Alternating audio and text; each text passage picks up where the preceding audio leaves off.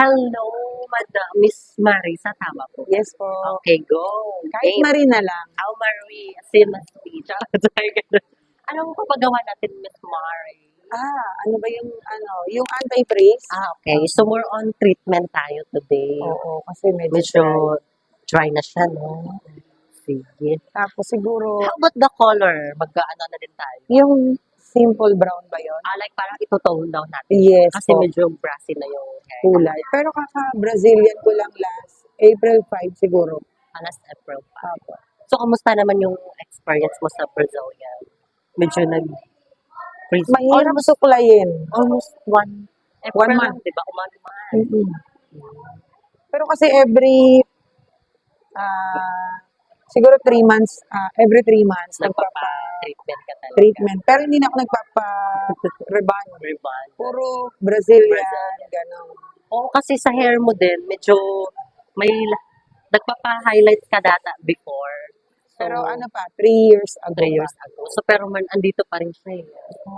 So, mas maganda sa kanya, treatment talaga tayo.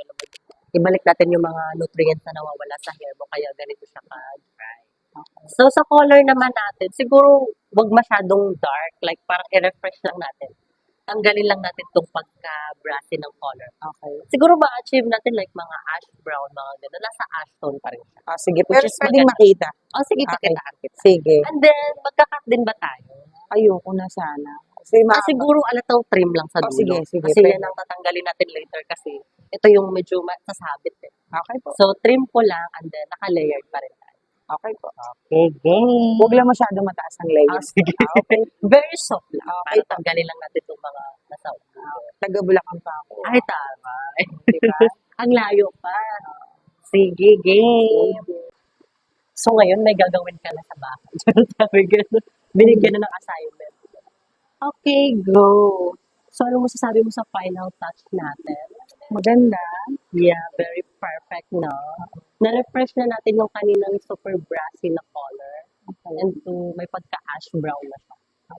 Diba? And then, ano naman masasabi mo sa treatment natin? Maganda. Gusto ko. Nag-smooth. Lumambot yung hair. Yes. Malambot.